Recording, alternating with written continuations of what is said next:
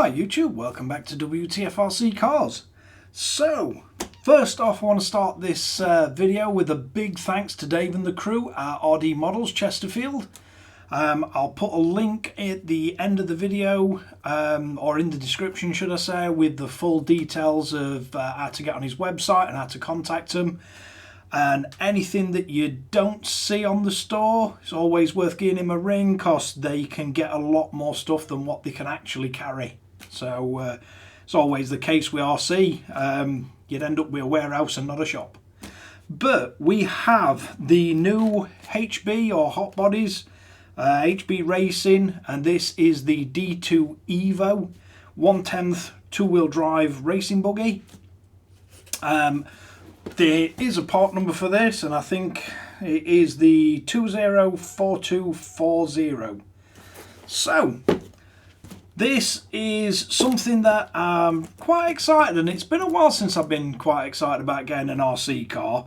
HB have took a different approach to this, where if you are to buy any of the Schumacher or Team Lossy racing cars, you generally get the kit with a lot of stock parts on it. They do have various little bits of carbon, but to get it up to what you'd like the spec to be is usually very expensive. Same with X-Ray. If you buy the XB2, which I was looking at, but there doesn't really seem to be a great deal of difference between the 2021 XT2 that I've got and the XB2 for 23.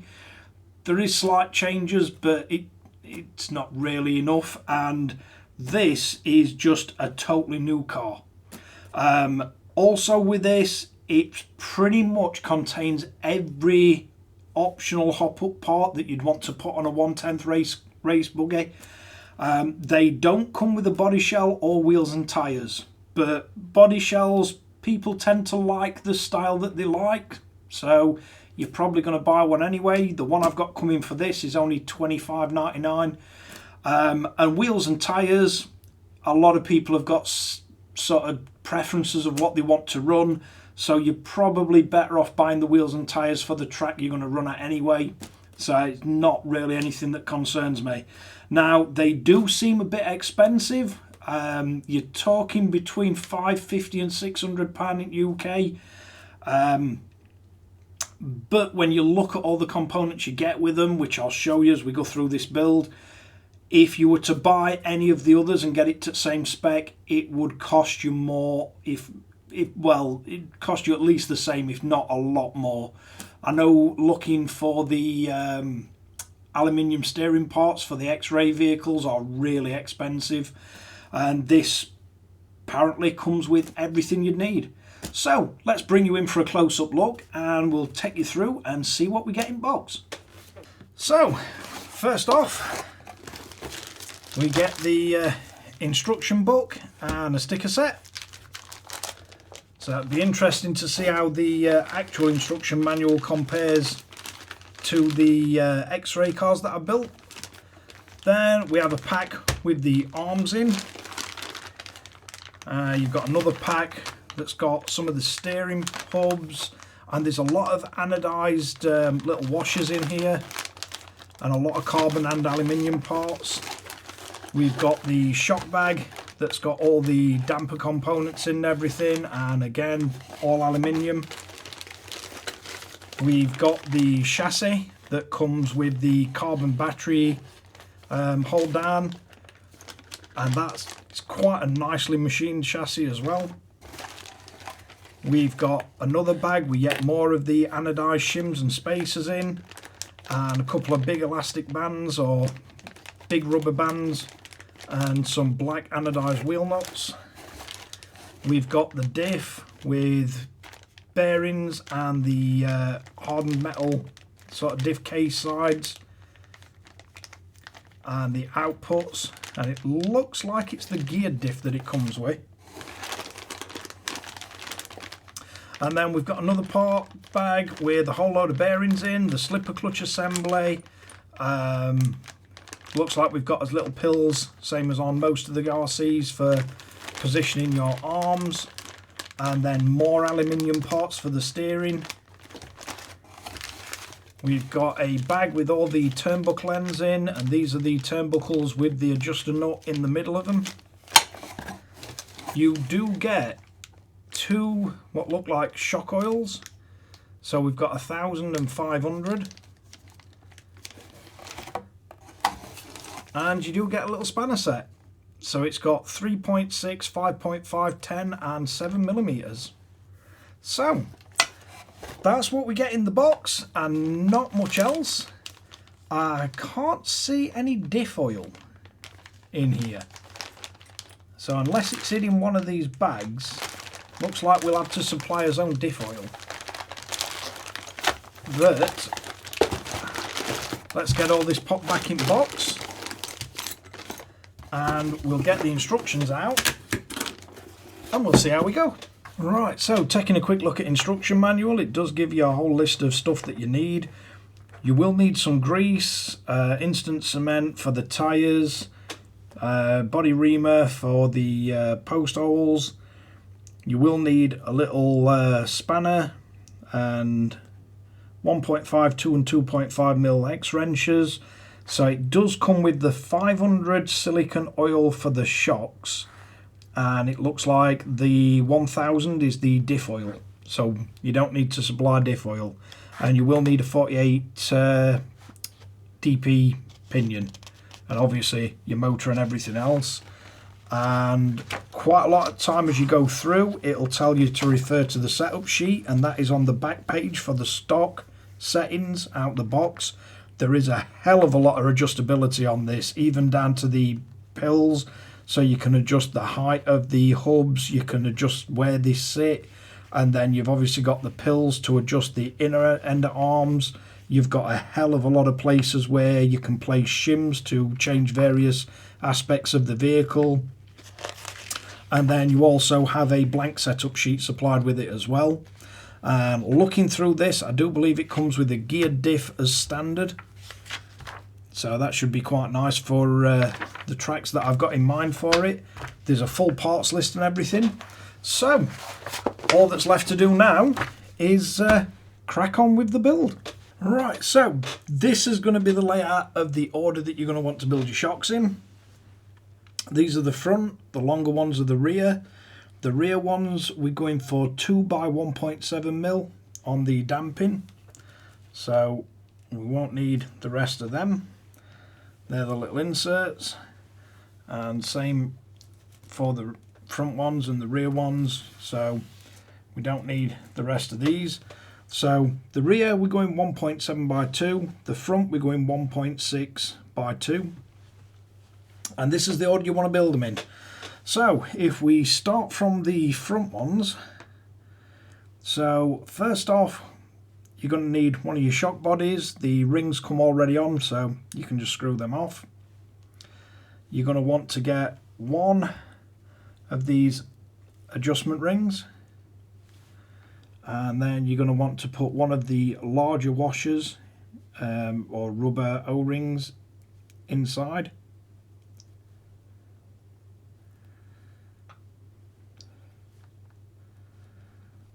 And we'll just work that round so it sits in there freely. And these basically just keep your shocks where you set them. So you just need to work those in. Then we're going to get a shock body. You've got the end cap. You've got one of the tiny black rubber O-rings, and you're going to want to work that over the end of the shock. So make sure that's sat all the way down in the groove at the bottom. Then you're going to want to place one of the tiny little end stops, and you've got like a bigger flat on one side and a smaller on the other. So you want the smaller one to face down into the end cap. Then from your shock itself, you're going to want a little bit of shock oil, and we're going to start with one of the O-rings, and you're going to put a little bit of oil on that, and you're going to place it into the end of the shock. Then you're going to follow that with a spacer. You're going to follow that with another of the yellow O-rings, and again put a little bit of shock oil on them. And then what I like to do is just get the end caps started on it. Then we're going to want to build up one of his dampers. So from this you're going to get one of your little O-rings, one of your little metal washers, sorry, and you're going to place that on top. Then you're going to get your damper, and I like to face this down so I can see the number. And then once we've put that on, you're going to get one of the tiny, I think they're about 4.5mm locking nuts, and we can start screwing that down. And then if you get your shock pliers so you're not damaging the shock shaft in any way,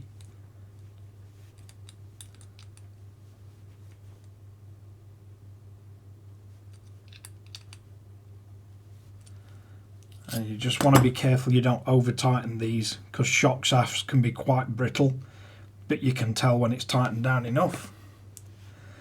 And then once we've got that in place, if you carefully slide it through, and I like to twist them as I push them through, because then you don't tear your seals in your shocks. Once you've got it through, you're fine to tighten this down, and you should feel no resistance at all on it. Once we've got that in place and you've got your damper so you know it can move full extent and there's no binding, we are then going to get one of the bases for the shocks, and we're going to want to screw this in. Again, if you use shock pliers, you'll make sure not to damage the actual shock shafts at all.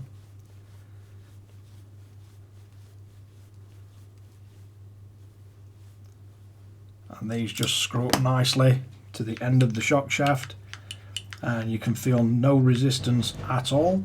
Now if you're building the front ones up, it's going to be these olives that are just round on both sides.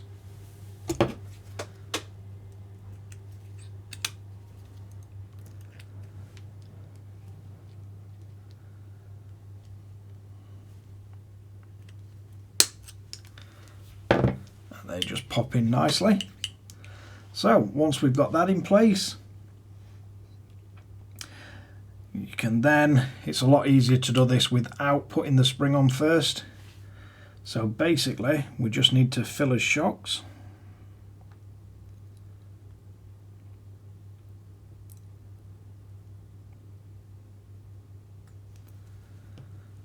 And then you carefully want to move it through its entire travel.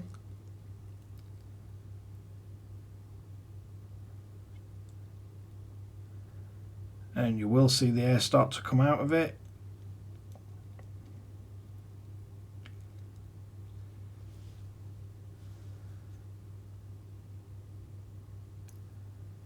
Then you can top the shock up.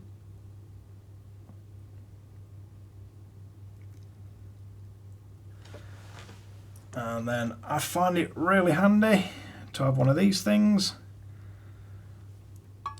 and find one of the holes that your shock sits in nicely, and then we can put it there to set. Right, so that's the front one. The rear one we build up exactly the same.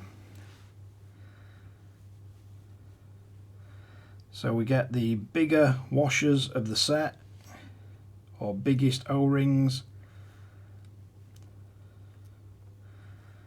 and these are going to fit inside the groove.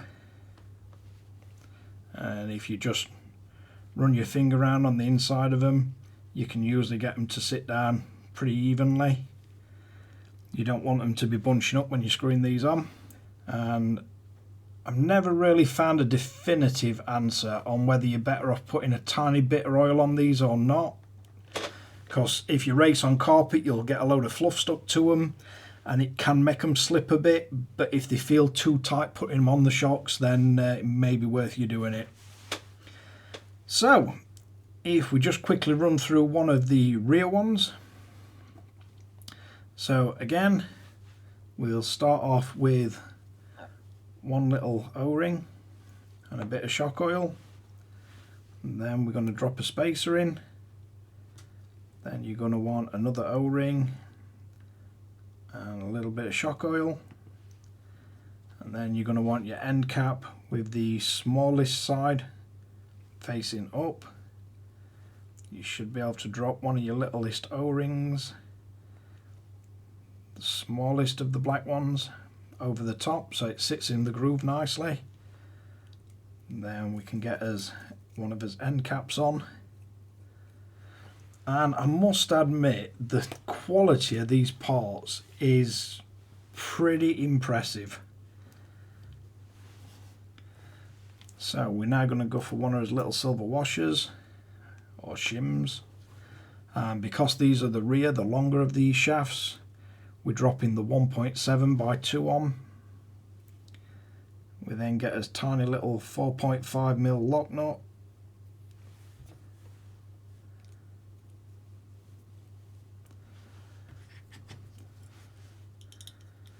And then there's shock pliers. And I don't tend to hold these too tight when I'm tightening these up, because the last thing you want to do is shear that tiny end off. Then once we've got it in place with the damper, again screw it gently as you push it through the seals. Once you've got it all the way through, tighten your shock cap down. Then we're going to want our shock ends to be threaded on.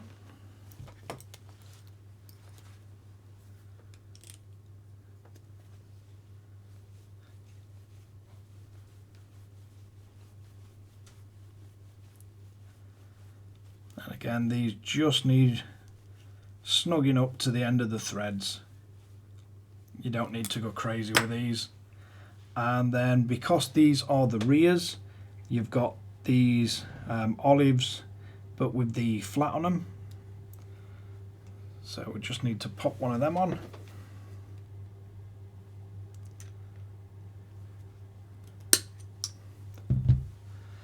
So we'll get that in place. As you can see, it's got a little flat, not one of the ones that come with the front. And then we're going to want to get some oil in it.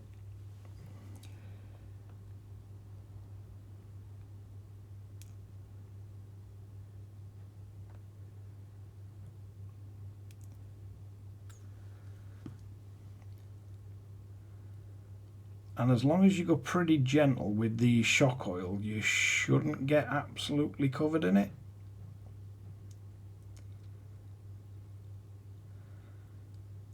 I find if you just carefully move the shock shafts up and down, you can get any of the bubbles out. And then again, we'll just pop it on there, leave it to sit. And as the bubbles come out, you can just top off the shocks.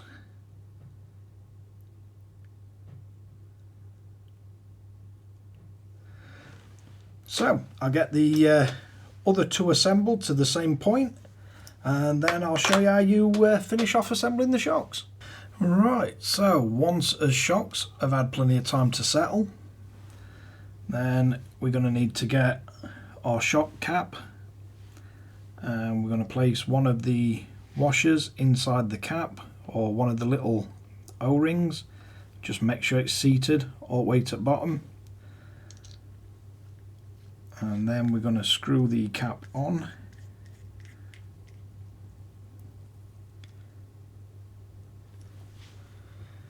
And then you want to take one of your tiny little screws, and that goes into the top. And just be careful when you're tightening these, they are really tiny, and you don't want to over tighten them because you'll strip threads. So once you've got the little screw in place, you want one of these, and it just goes into the shock facing it. And then let's see if I can get it in, because the a little bit awkward to get these on because you've got to squash them.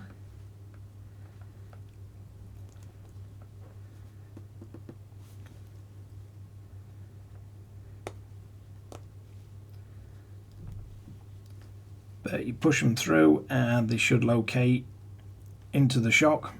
So you've got it level on the back and just into the shock face. And it is showing you to do all these the same way round, but for me, depending on where I'm going to put the shock on the car, depends on where I want this little screw. So I think if you do one way and one the other, you can move them around when you fit them on the car and see which order you like them in. Then, while I've got a little bit of shock oil on my hands, you've got to get the little adjuster, and if you just work these around gently, you will get to the point where they'll thread on.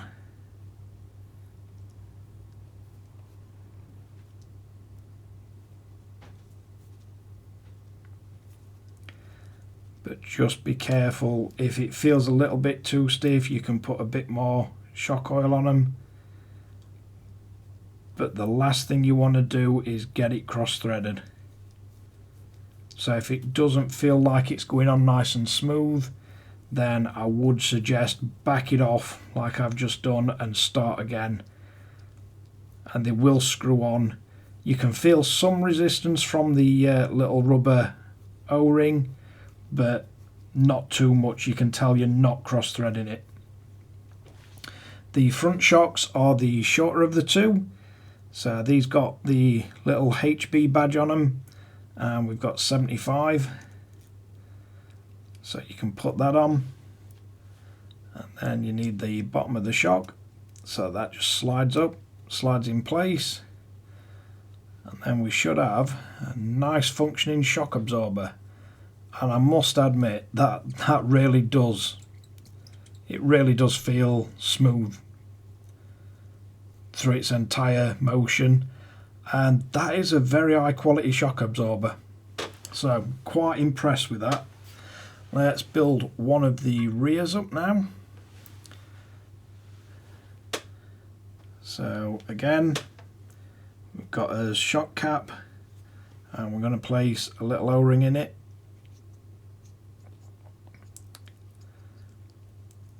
They do go in really easy, just make sure it's sat all the way round.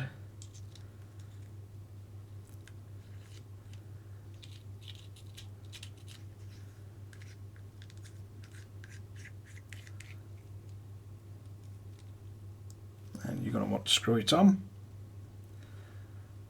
Then again, you're going to get one of the tiny screws just to close the shock off.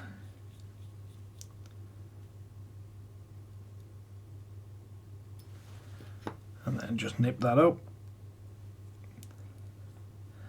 And really depends how you want the shock to sit, whether you want to build it with them up or whether you want to build it down. I just tend to go in down, and then I can alter it as I run the car or as I see fit.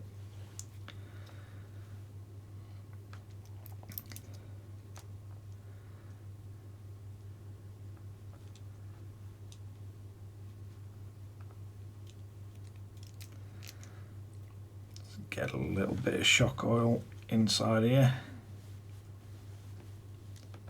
I don't like to put too much on because I don't want it to feel like it's going to attract too much fluff from carpet or get stuck.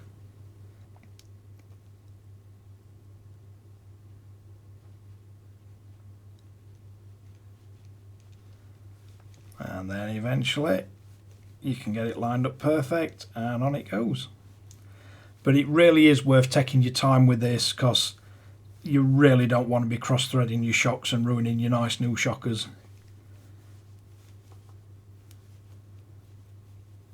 And these really do seem to be machined really well, these shocks. because once you do line the threads up, they are very, very positive.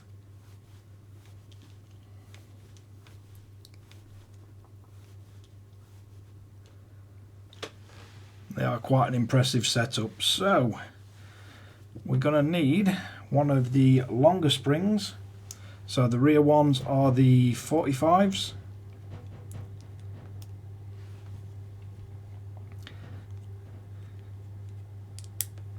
So we'll get that in place.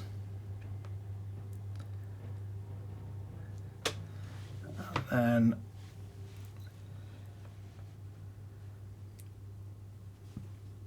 get the right one for the rear. You've again got these little inserts.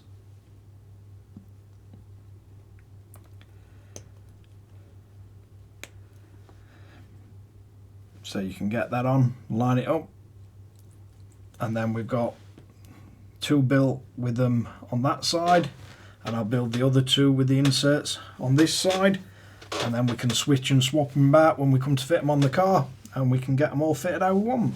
Right, so that's the one front and one rear built up, fully assembled, and they are very, very nice action shocks. So I'll crack on building rest and then we'll carry on. So there we have it, all four shocks built, all assembled. The only thing left to do now is set up the actual preload on them, but they do feel really nice. They're really smooth, really quiet, and they do look really well built. The one thing you can do is change how you've got them set. So if you want to set them so the compression's all the way in, so we can undo this, you can slowly push the shock up.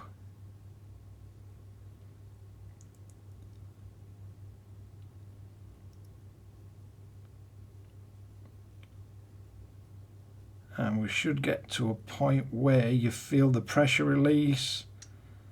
You can squeeze the excess oil out.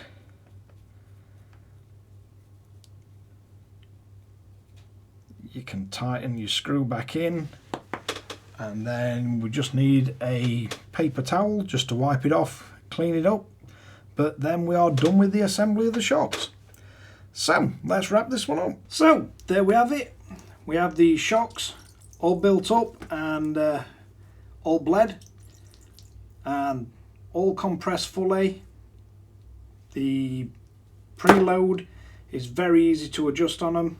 It does feel like it's not going to move accidentally, so that's nice, and they do look really nice as well. But thanks again for watching Wtf Rc Cars. If you like this kind of content, don't forget to like and subscribe, share to friends and family, and if you want to see how the rest of the D2 Evo build goes, I shall catch you guys again in the next one.